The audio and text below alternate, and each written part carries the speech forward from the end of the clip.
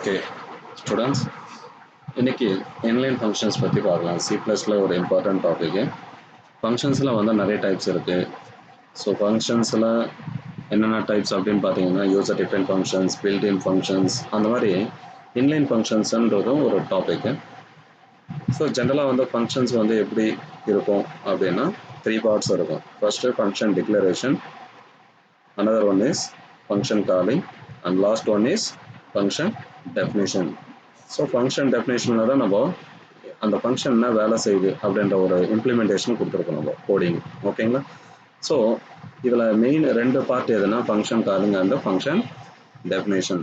So இப்போ function definition வந்து நம்ம எதுக்குன்னா இம்ப்ளிமெண்ட் பண்ணுறதுக்காக, ஃபங்க்ஷன் கால்ன்றது என்னென்னா மெயின் ஃபங்க்ஷன் வந்து டிஃபைன் பண்ணிடுற ஃபங்க்ஷனை கால் பண்ணுறதுக்காக அந்த பார்ட்டு. ஸோ இப்போ நம்ம வந்து இது ஜென்ரலாக நம்ம பார்த்துருக்கோம். ஸோ ஃபஸ்ட்டு வந்து பார்த்தீங்கன்னா ஃபங்க்ஷன்ஸில் இன்லைன் ஃபங்க்ஷன்ன்றது என்னதுன்னு பார்க்கலாம் நம்ம. ஸோ ஃபஸ்ட்டு டெஃபினேஷன் பார்க்கலாம். C++ inline functions is powerful concept that is commonly used with classes. So C++ல வந்து பார்த்தீங்கன்னா எல்லாமே வந்து நம்ம ஊப்ஸ் கான்செப்ட் பேஸ் பண்ணி தான் ப்ரோக்ராம் எழுதுவோம். ஸோ அந்த மாதிரி ஊப்ஸ் கான்செப்ட்னாவே combination of object and classes, not only classes, எல்லா கான்செப்ட் இருக்குது. ஊப்ஸில் வந்து பார்த்தீங்கன்னா 8 டைப்ஸ் ஆஃப் கான்செப்ட் இருக்குது. ஸோ அந்த மாதிரி different types of concept use பண்ணி நம்ம ப்ரோக்ராம் எழுதுகிறப்போ இன்லைன் ஃபங்க்ஷன்ஸ் கூட நம்ம அந்த ஊப்ஸ் கான்செப்டில் யூஸ் பண்ணலாம் அப்படின்றது தான் சொல்லியிருக்காங்க. If a function is inline, the compiler places a copy of the code of that function at each point where the function is called. ஓகேவா? at compile time. அப்படின்னா ஜென்ரலாக நம்ம வந்து பார்த்தீங்கன்னா ஒரு ப்ரோக்ராம் வந்து எழுதுவோம் மெயின் ஃபங்க்ஷன், அது கீழே தான் ஃபங்க்ஷன் டெஃபினேஷன் பண்ணியிருக்கோம். அப்போ என்ன ஆகுனா அந்த கீழே இருக்கிற சப் ஃபங்க்ஷன் வந்து கால் பண்ணோம்னா அதுக்கு நம்ம மெயின் ஃபங்க்ஷனுக்குள்ளே கோடிங் எழுதியிருப்போம், ஃபங்க்ஷன் காலிங் பார்ட்டு எழுதியிருப்போம். ஸோ நம்ம என்ன பண்ணுவோம், அந்த ஃபங்க்ஷன் காலிங் வந்து எப்போ மீட் ஆகுதோ அப்போ தான் அந்த ஃபங்க்ஷன் டெஃபினேஷன் பார்ட்டுக்கு போயிட்டு அங்கே இருக்கிற கோடு வந்து எக்ஸிக்யூட் ஆகும். இது ஜென்ரலாக நடக்கும். பட் இன்லைன் ஃபங்க்ஷன் நம்ம யூஸ் பண்ணால் ஆட்டோமேட்டிக்காக என்ன நடக்கும் அப்படின்னா அந்த டெஃபினேஷன் பார்ட் இருக்குது பார்த்தீங்களா, அந்த டெஃபினேஷன் பார்ட்டில் இருக்கக்கூடிய கோடு நம்ம எந்த இடத்துல ஃபங்க்ஷன் கால் பண்ணியிருக்கோமோ அந்த இடத்துல அது வந்து ப்ளேஸ் ஆகணும். அது எப்படின்றது நான் உங்களுக்கு ப்ரோக்ராமில் நான் வந்து உங்களுக்கு சொல்கிறேன். ஓகேங்களா? ஸோ ஒவ்வொரு வாட்டி நம்ம ஃபங்க்ஷன் கால் பண்ணுறப்பெல்லாம் அந்த ஃபங்க்ஷன் டெஃபினேஷன் பார்ட்டுக்குள்ளே இருக்கக்கூடிய கோடிங் மொத்தமே எங்கே இருக்குன்னா நம்ம எந்த இடத்துல ஃபங்க்ஷன் கால் பண்ணியிருக்கோமோ அந்த இடத்துல இருக்கும். ஸோ நான் இது வந்து உங்களுக்கு ப்ராக்டிக்கலாக கோடிங்கில் நான் காமிக்கிறேன். நெக்ஸ்ட் பாயிண்ட் வந்து பார்த்தீங்கன்னா to inline a function, place the keyword inline before the function name and define the function before any calls are made to the functions. So ஒரு ஃபங்க்ஷன் வந்து நம்ம இன்லைன் ஃபங்க்ஷனாக எப்படி சார் மாற்றலாம் அப்படின்னு பார்த்தீங்கன்னா ஃபங்க்ஷன் டிஃபைன் பண்ணுறதுக்கு முன்னாடி நம்ம என்ன பண்ணுவோம்னா இன்லைன்ற ஒரு கீவேர்டு அதை யூஸ் பண்ணவே போதும். இது இன்லைன் ஃபங்க்ஷன் நம்ம சொல்லலாம். சரியா? ஸோ இது வந்து நம்ம இப்போ தியரிட்டிக்கலாக பார்த்தது, ப்ராக்டிக்கலாக பார்க்கலாம். ஓகே, இன்லைன் ஃபங்க்ஷன் வந்து எப்படி இருக்கும் அதுக்கான syntax. So inline return type ஜென்ரலாக வந்து பார்த்தீங்கன்னா அந்த இன்லைன் இல்லாமல் நம்ம ஃபங்க்ஷன் டிஃபைன் பண்ணுறது எப்படின்னா return type, function name, argument list, scope of the, அதாவது அந்த பிளாக்குள்ளே நம்ம function code எழுதிப்போம்.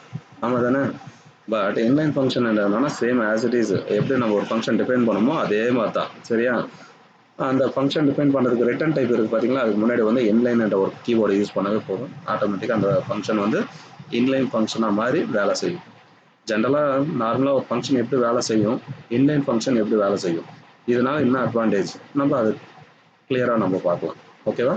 So inline function வந்து எப்படி டிஃபைன் பண்ணணும் அப்படின்னா அதுக்கான சின்டாக்ஸ் தான் இது. ஸோ இன்லைன், அதுக்கப்புறம் ரிட்டர்ன் டைப், அதுக்கப்புறம் ஃபங்க்ஷன் நேம், வித்தின் தி ப்ராக்கெட்டுக்குள்ளே argument list, if any argument இருந்தால் கொடுக்கலாம், இல்லைனா வேணாம். ஸ்கோப்புக்குள்ளே ஃபங்க்ஷன் கோடு எழுதணும். இந்த ஃபங்க்ஷன் வந்து என்ன டைப் ஆஃப் டாஸ்க் எக்ஸிக்யூட் பண்ணுதோ அதுக்கான கோடு வந்து நம்ம இங்கே அந்த பிளாக்குள்ளே ஸ்கோப்புக்குள்ளே எக்ஸிக்யூட் பண்ணலாம். சரியா? ஓகே, சின்டாக்ஸ் பார்த்தோம். இப்போ ஒரு சின்ன எக்ஸாம்பிள் பார்க்கலாம்.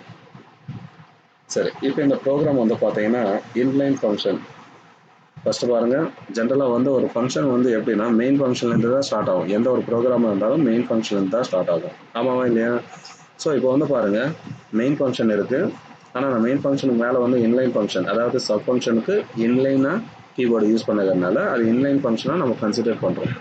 ஸோ இப்போ இந்த மெயின் ஃபங்க்ஷன் இருக்குல்ல, இப்போ இந்த மெயின் ஃபங்க்ஷன் இருக்குது பாருங்கள், இந்த மெயின் ஃபங்க்ஷனில் ஃபஸ்ட்டு என்ட்ரு ஆகிறோம்.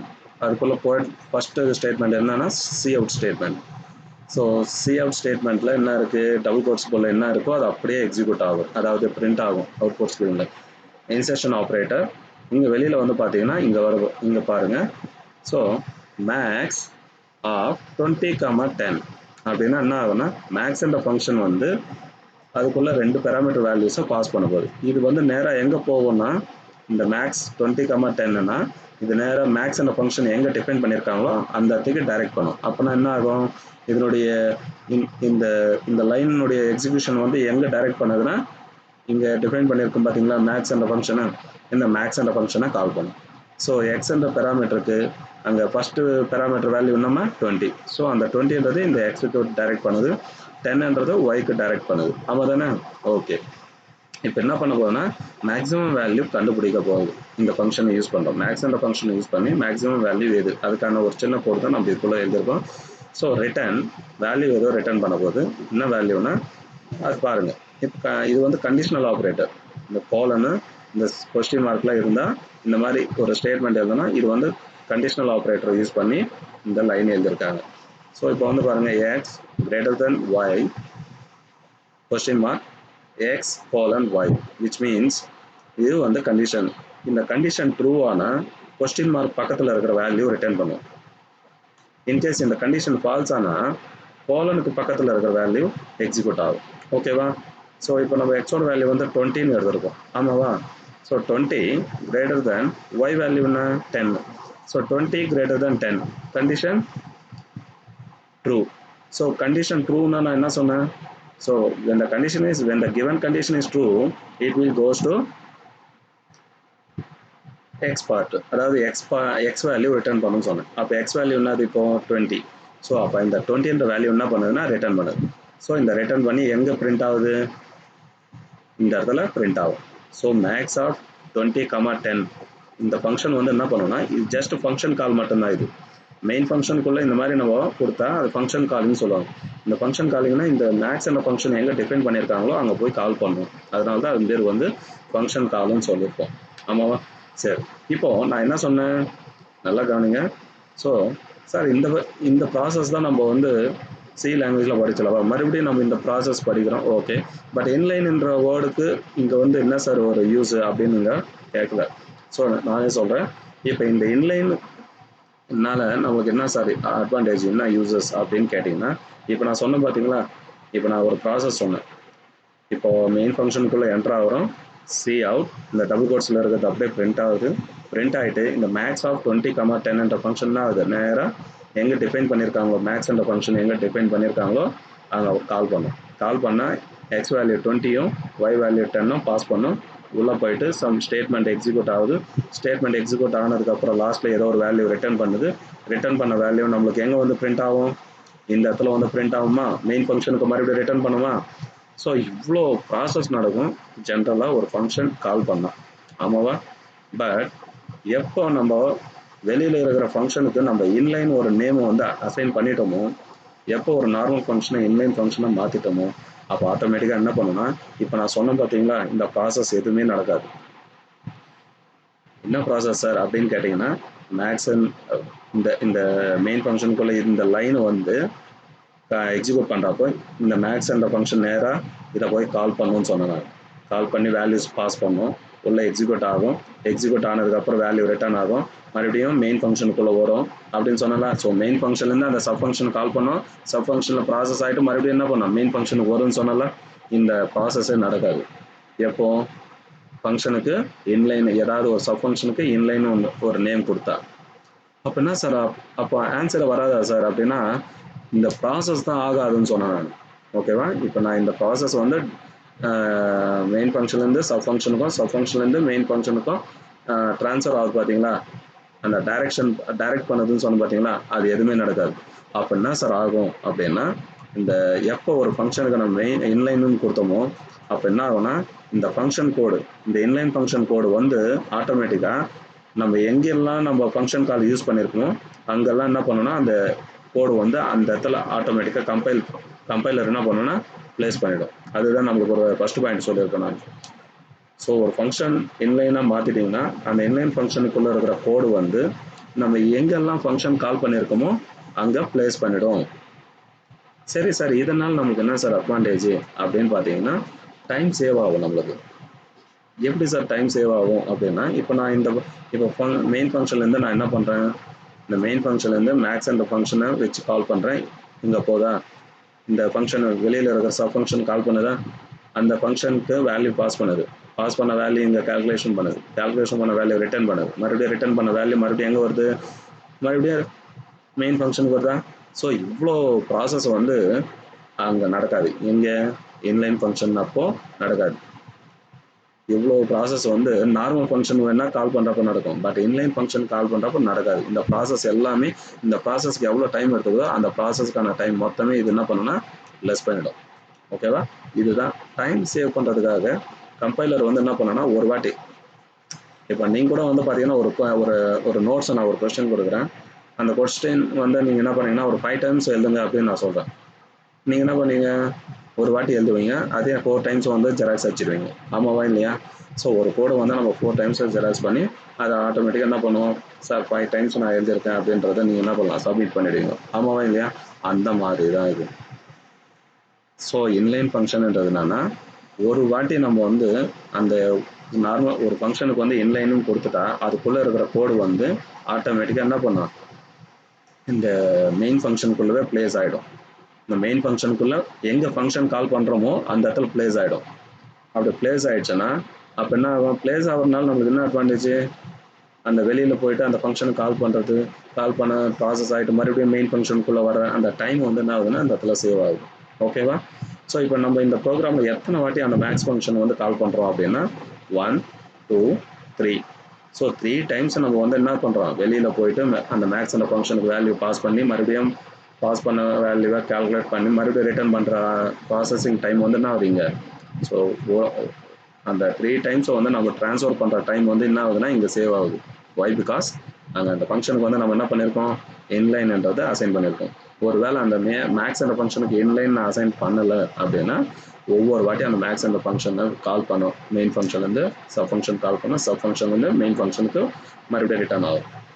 ஸோ இந்த கால் பண்ணுறது ரிட்டர்ன் ஆகுது. அந்த டைமிங் வந்து நமக்கு என்ன ஆகுதுன்னா இந்த இன்லைன் ஃபங்க்ஷன் வந்து மினிமைஸ் பண்ணுது, விச் மீன்ஸ் லெஸ் பண்ணுது. ஓகேவா. கால் பண்ணவே பண்ணாது. ஸோ அந்த ஃபங்க்ஷனுக்குள்ளே இருக்கிற கோடு ஆட்டோமேட்டிக்காக என்ன பண்ணா, அந்த மேக்ஸ் ஆஃப் 20, 10 இருக்கா அந்த இடத்துல பிளேஸ் பண்ணிடும் ஆட்டோமேட்டிக்காக. ஓகேவா. ஸோ நம்மளுக்கு அப்போ என்ன ஆகுதுன்னா காலிங் டைம் வந்து நம்மளுக்கு ப்ராசஸிங் டைம்லாம் என்ன பண்ணுது டோட்டலாக நம்மளுக்கு அதாவது லெஸ் பண்ணுது. ஓகேவா. ஸோ 3 டைம்ஸ் நம்ம மேக்ஸ் அந்த ஃபங்க்ஷனை கால் பண்ண வேண்டிய சுச்சுவேஷனில் நான் இங்கே கோடு எழுதியிருக்கேன். பட் இப்போ என்ன ஆகுது, 3 டைம்ஸ் கால் பண்ணவே பண்ணாது. ஏன்னா அந்த மேக்ஸ் அந்த ஃபங்க்ஷனுக்குள்ளே அந்த மேக்ஸ் அந்த ஃபங்க்ஷனுக்கு நம்ம இன்லைனு அசைன் பண்ணதுனால அந்த ஃபங்க்ஷனுக்குள்ளே இருக்கிற கோடு வந்து என்ன ஆகுது, நீ மெயின் ஃபங்க்ஷனில் எங்கெங்கெல்லாம் ஃபங்க்ஷன் கால் பண்ணியிருக்கியோ அந்த கோடு அந்த மேக்ஸ் ஃபங்க்ஷனுக்குள்ளே இருக்கிற கோடு அங்கே எல்லாமே என்ன ஆகும், இந்த இடத்துல பிளேஸ் ஆகிடும். ஒன்ஸ் பிளேஸ் ஆகிடுச்சுன்னா ஒவ்வொரு வாட்டியும் நம்ம என்ன பண்ணுறோம், கால் பண்ணுறப்ப அந்த வெளியில் இருக்கிற போய் அந்த ஃபங்க்ஷனுக்கு கால் பண்ணாது. ஓகேவா. ஸோ இதனால் நமக்கு என்ன ஆகுதுன்னா டைம் சேவ் ஆகுது. ஓகேவா. ஸோ இப்போ நம்மளுக்கு என்ன ஆகும், அந்த ஃபஸ்ட்டு சி அவுட்டுக்கு என்ன கோடிங் வரும்னா அவுட்புட் என்ன வரும்னா 20, செகண்ட் வந்து பார்த்தீங்கன்னா 200 வரும், தேர்ட் வந்து பார்த்தீங்கன்னா 1010 வரும். ஓகேவா. மேக்ஸ் வேல்யூ ரிட்டர்ன் பண்ணும். ஓகேவா.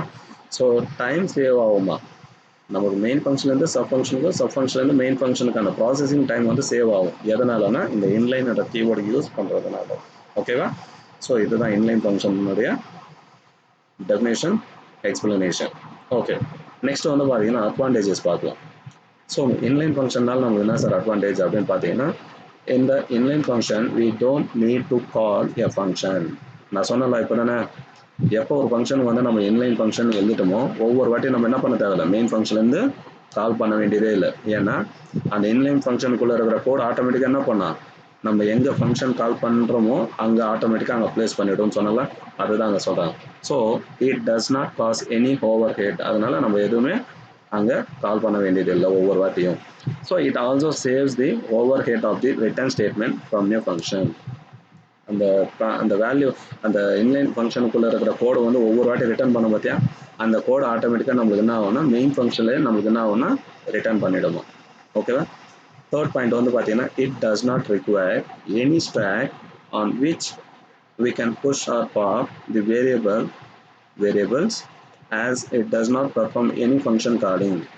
ஒவ்வொரு வாட்டியும் நம்ம கால் பண்ணி இப்போ ஃபார் எக்ஸாம்பிள் பாருங்களேன், இப்போ இந்த ப்ரீவியஸ் ப்ரோக்ராமில் வந்து பார்த்தீங்கன்னா ஃபர்ஸ்ட் டைம் வந்து 20 10 என்ற ரெண்டு வேல்யூ எடுத்துகிட்டு போயிட்டு எக்ஸல் ஒயில் கால் பண்ணுவோம். ஆமாவா இல்லையா? எப்போ ஜென்ரலாக ஒரு ஃபங்க்ஷன் கால் பண்ணுறப்போ என்ன பண்ணுவோம்னா ஃபஸ்ட்டு வந்து 20 10 போயிட்டு நம்ம எக்ஸல் ஒயில் ஸ்டோர் பண்ணுவோம். செகண்ட் டைம் 0 200 போயிட்டு எக்ஸ் ஒயில் ஸ்டோர் பண்ணுவோம். தேர்ட் டைம் வந்து 100 1010 எக்ஸ் ஒயில் ஸ்டோர் பண்ணுவோம். ஆமாவா இல்லையா? ஒவ்வொரு வாட்டியும் நம்ம என்ன பண்ணுவோம்னா அந்த ஃபங்க்ஷன் கால் பண்ணுறப்பலாம் ஒவ்வொரு வாட்டி X value Y value change ஆகும்.